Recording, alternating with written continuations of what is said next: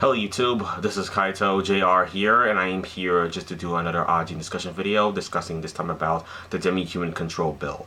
Because you see, we just recently saw Himeko Tachibana sort of in chapter 85 of the Ajin Demi-Human manga. Yes, the most recent chapter, everybody.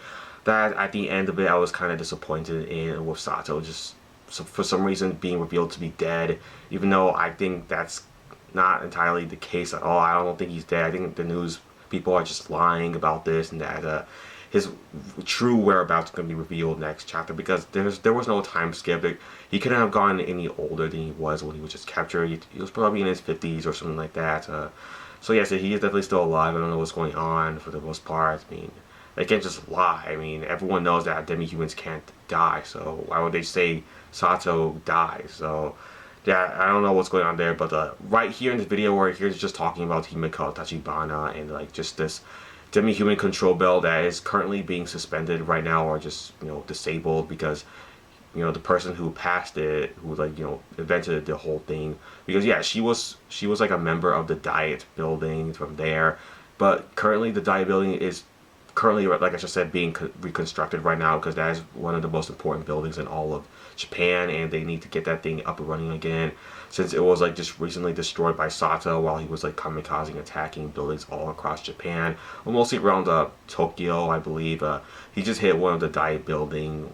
Yeah, actually there's only one Diet building, I believe, in all Japan. So yeah, Sato ran his plane into that, destroyed and killed almost every single military leader in there, which was kind of not good at all. So yeah, that kind of did like a lot of damage. What Sato did, like Sato just did like a lot of damage in general. I mean, not all, like, this is gonna be like history making events on what Sato just did right here. Sato's gonna be among history's like most like worst terrorists alive. So yeah, Sato definitely made his like his debut in those history books. Definitely, they're gonna be talking about Sato for like many centuries. Definitely, that's just what I believe. Well, yeah, but Himeko Tachibana, her demi-human control bill. See, this was the purpose of this bill right here. I'm just going to read it right here in this chapter. This new law allows for more comprehensive and strongly enforced detainment and segregation methods once someone is confirmed to be a demi-human, circumventing the barriers placed in our way by human rights. So yeah, just how it was said right here, because before, the old demi-human law was that if someone was discovered to be an Ajin or a demi-human, whatever you want to call it, same thing really, you would just call the police, and yeah, so the police, they wouldn't really, back then wouldn't know much about demi-humans at all, because even back then it was still kind of unknown about their full extent of their powers, especially in Japan, because yeah, in Japan, like in the first chapter, they didn't even know much about like IBMs at all. I mean, America does, but America didn't really disclose that information to Japan at all to help them out, because they're like two different countries. They don't really need to help each other out in that sense. I mean, sometimes Ikuya Ogura comes from like America to Japan just to check out like which new demi-human they have, like Japan has in stock. I mean, it was with Kei Nagai. Like 10 years before that, it was like with Tanaka. Then he left, and yeah, 10 years later he came back to see Kei. Then I guess suppose he stayed that time because Tosaki captured him, and he is still currently in Japan right at this point in time. But yeah, that's kind of defeating the purpose of this video right here, talking about the demi-human control bill. I mean, I'm pretty sure, yeah, that still has something to do with it, but yeah, I just want to get back to this right here. But yeah, that was the old law, that yeah, someone was discovered to be a demi-human, he was captured and I guess protected, and that is it. We don't know much about them afterwards.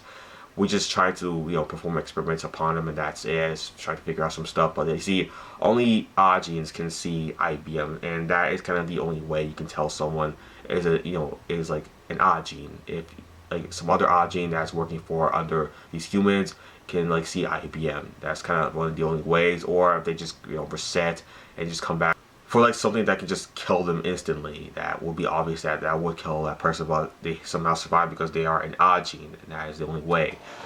Or the paralysis scream can also be another factor, but I don't really include that all that much. Just them dying and just the IBM thing, that's kind of all for the most part. Let's see, anything else? Yeah, and also this demi-human control bill also made light of the the Ministry of Health, Labor and Welfare's unconfirmed demi-human list.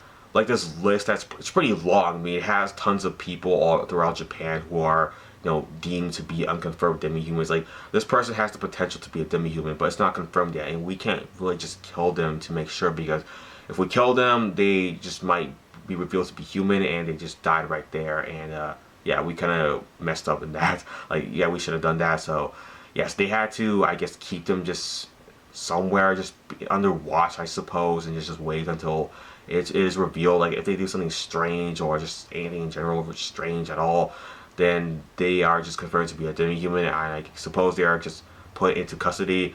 Yeah, because you see, Izumi Shimamura, she was also on this list of unconfirmed demi-humans, because she was like, I suppose, like, someone saw her die somewhere, and then she just ended up in this, what was the hospital called again? I forgot. I don't know. I forgot what was the call. Like, the hospital she was put in. But yeah, she was put in some hospital in Japan somewhere, and she couldn't leave at that point in time because she was an unconfirmed demi-human. She was injured, and then all of a sudden she just died on her hospital bed. And Sasaki just left too soon. Well, he didn't left too soon. He almost left too soon. And he just thought, I guess she wasn't a demi-human after all. So yeah, he just left, and then when he was at the door, he turned back and thought, oh, so she isn't demi-human after all. She just percent came back. Okay, I guess we just can just plan forward with this, huh? Yeah, so that's what Sasaki. That's how Sasaki and Izumi just first met, like, demi-human to human, like, face to face. And Izumi started to work with Sasaki there after that. So, yeah, so that's another thing that the demi-human control bill did as well. Just make the whole Ministry of Health, Labor, and Welfare's, like, unconfirmed demi-human list just public to the civilians of Japan, so all of them can have an idea on, like, just in case if they see this person on this unconfirmed demi-human list, and then, oh yeah, I know this person, so he could be a demi-human. Okay, I'll just keep an eye on him and just see if he, just in case, like, dies or just does anything strange and he comes back. Yeah, dies, comes back, or just does anything strange in general. I can just let the police know and they can detain him. Yeah, because especially now, since the police is fully aware that of the dangers of Ajis, what they can pose, because of what they saw with Sato. Even Himeko Tachibana explains this on, like, the news, that yes, like, we all know how dangerous demi-humans can be now, as we saw with Sato on the news. So police officers will now be a lot more aggressive when dealing with demi-humans from now on. Make sure they are just separated from the rest of the humans, the civilians of Japan, and just put into custody in a more just aggressive manner than beforehand. Because before, they even let, like, K9IE escape because it wasn't as, like, just aggressive. Like, they didn't know much about demi-humans at that point in time. Like, they had the IBMs, but it's different now because now they do. So this demi-human control bill is what that's all about. Just having more knowledge, just be a lot more aggressive towards, like, demi-humans, and just detaining them as quickly as possible, as swiftly as possible, as professionally as possible as well, just more professional than it was before. It's kind of like a more advanced and enhanced version of the whole, demi-human law thing that they had beforehand that was kind of more outdated. But now, yeah, we have this new demi-human control bill, but unfortunately, since Himeko Tachibana, ironically enough, was discovered to be a demi-human right after, like, Sato flew this fighter jet into this building that she was in right now, giving this, like, news conference thing or whatever. Yeah, she died inside this building that, like I just said, was crashed into by the plane by Sato. Yeah, she collapsed, and then some rubble fell on her, and some people, yeah, this rescue team from some, I guess, police officers or whatever, came to the rescue, trying to just find any survivors at all. They found Himeko Tachibana. Like, surprisingly enough, she survived this. However, she survived as a demi-human, which is the reason why she's like, survived, because she's a demi-human. She was set inside of the building within the rubble, and yeah, she was discovered to be, I suppose, like I just said, the fourth publicly discovered Ajin in Japan. And yeah, obviously this would have got her demi-human control bill either revoked or disabled, or just, like, temporarily that just paused for the time being, because it is still, like, a good place. It's just that the person who passed this whole demi-human control bill is an Ajin herself, so it's kind of a problem there with that. So yeah, at this point in time, the demi-human control bill is being temporarily disabled. At this point in time, we don't know when it's, like, going to be undisabled, but right now it's just, like, been turned off. Like, it's not, like, been passed for now on. So yeah, we're just gonna have to wait and see what's gonna happen with the demi-human control bill. I will let you all know in some update video on the demi-human control bill from the the Ajin manga, see how that is doing once we get a confirmation on this. Maybe in chapter 86 like something will be just revealed about the Demi-Human Control Bill, like how is it doing right now. I mean, I know in Chapter 85, like I just said, it had like it was revealed that the bill was being disabled and no one was going to take charge of it for the time being. But yeah, that can change in Chapter 86. We'll just have to see until then, everybody. But yeah, I mean, that's pretty much all I just want to talk about with the Demi-Human Control Bill, as well as Himeko Tachibana, because she has a big role with the Demi-Human Control Bill, obviously, because she, was the one who passed and approved it herself as well. Mostly passed it, yeah. It's kind of the same thing, whatever. But yeah, I mean, just comment down in the comment section below if you have anything you want to say, anything about the Demi-Human Control Bill you just want to bring up at all, just anything really.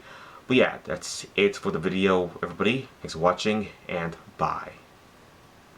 Yeah, so bye.